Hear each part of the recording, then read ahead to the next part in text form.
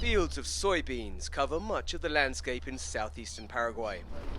The crop is vital to the South American country's economy, accounting for 18% of its GDP and around 40% of its exports. But for reasons to do with geopolitics and diplomatic relations, Paraguay reroutes its soy exports via third countries. Paraguay produces between 10 and 11 million tons of soybeans from these plants every year, but the vast majority is sold to neighbouring Brazil and Argentina.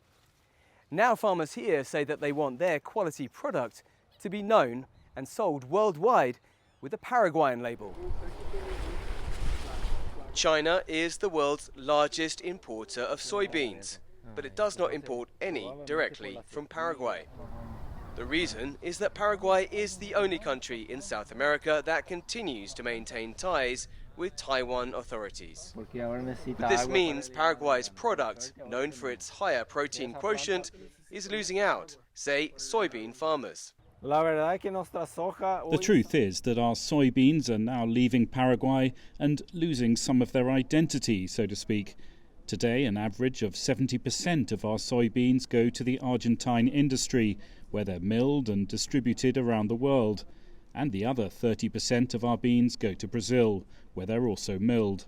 Beyond that, we don't know where they go. Paraguay's Soybean Association includes many farmers who originally came from Brazil. Among them, Eno Raulino Michels, who migrated to Paraguay with his family when he was just 14 years old. He follows a family tradition of farming, which these days is highly technified. He showed me how he uses modern machinery like this seed drill, as well as mechanized harvesters to improve his crop yield. We believe that Paraguay will eventually have to establish trade relations with China, which we do not have today. Today, our soybeans arrive in China under a different identity, so we at the Soybean Association believe that at some point we will have to bring our soybeans to China labeled Made in Paraguay.